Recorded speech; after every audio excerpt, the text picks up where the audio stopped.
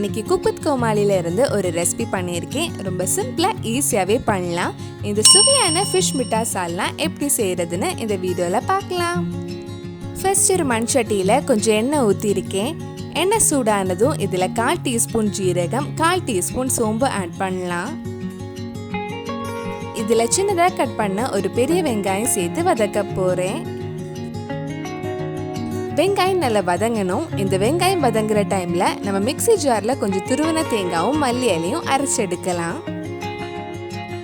நான் 1/2 கப் துருவின தேங்காய் எடுத்திருக்கேன். அது கூட 2 கிராம்பு, ஒரு சின்ன பீஸ் பட்டை, கொஞ்சம் மல்லி இலையும் சேர்த்து கொஞ்சம் தண்ணி ஊற்றி நல்லா ஸ்மூத்தா அரைச்சு எடுக்கலாம்.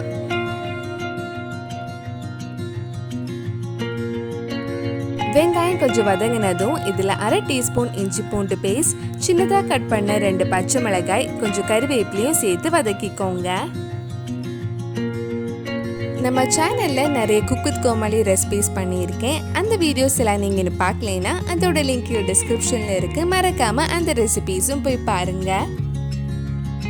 வெங்காயம் இந்த மாதிரி நல்லா வதங்கினதும் இதில் 1/4 டீஸ்பூன் மஞ்சள் பொடி, 1/2 டீஸ்பூன் மிளகாய் பொடி, 1 டீஸ்பூன் மல்லிப்பொடி, 1/2 டீஸ்பூன் ஜீரகப்பொடி, தேவையான அளவு உப்பு சேர்த்து அந்த மல்லிப்பொடி மிளகாய் பொடி பச்சை வாசனை போகிற வரைக்கும் கொஞ்சம் நேரம் வதக்கலாம்.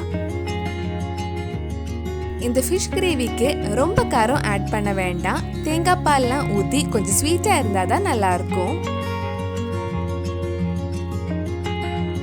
இப்போ இதில் சின்னதாக கட் பண்ண ஒரு தக்காளியும் சேர்த்து வதக்க போகிறேன்.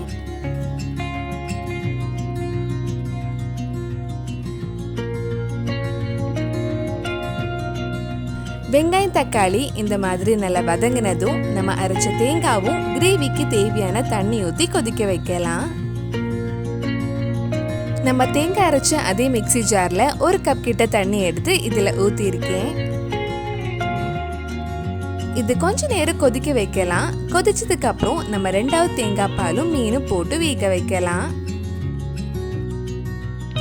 நல்லா கொதிச்சதுக்கு அப்புறம் இதுல 3/4 கப் 2வது தேங்காய் பால், 1/2 டீஸ்பூன் நல்ல மிளகு பொடியும் போட்டு மிக்ஸ் பண்றேன்.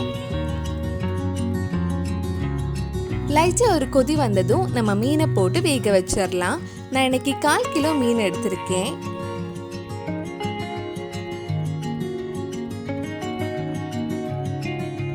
மீன் போட்டு வேக வைக்கலாம்.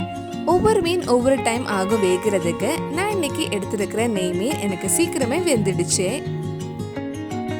மீன் போட்டு ரொம்ப கிண்ட வேண்டாம். லைட்டா ஒரு வாட்டி மிக்ஸ் பண்ணதுக்கு அப்புறம் அது வேக விட்டுருங்க. மீன் நல்லா வெந்துடுச்சு.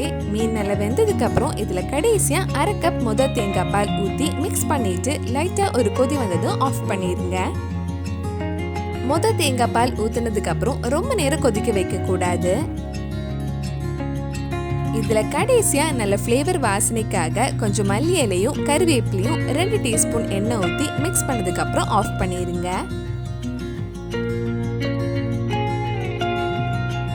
நம்ம சுவையான ஃபிஷ் மிட்டா சால்னா ரெடி ஆயிடுச்சு. கண்டிப்பா நீங்களும் இந்த ஃபிஷ் ரெசிபி உங்க வீட்டுல செஞ்சு பாருங்க. பிடிச்சிருந்தா இந்த வீடியோவை லைக் பண்ணுங்க, உங்க ஃப்ரெண்ட்ஸ் அண்ட் ஃபேமிலிக்கு ஷேர் பண்ணுங்க. வேற என்னெல்லாம் குக் வித் கோமாளி ரெசிபி நம்ம சேனல்ல ட்ரை பண்ணலான்னு கீழே கமெண்ட் பாக்ஸ்ல சொல்லுங்க. நீங்க இன்னும் என்னோட சேனல் சப்ஸ்கிரைப் பண்ணலைன்னா மறக்காம சேனலையும் சப்ஸ்கிரைப் பண்ணுங்க. கூடவே அந்த பெல் ஐக்கனையும் பிரஸ் பண்ணா நான் புது வீடியோ போட்ட உடனே உங்க போனுக்கு நோட்டிபிகேஷன் வந்துடும்.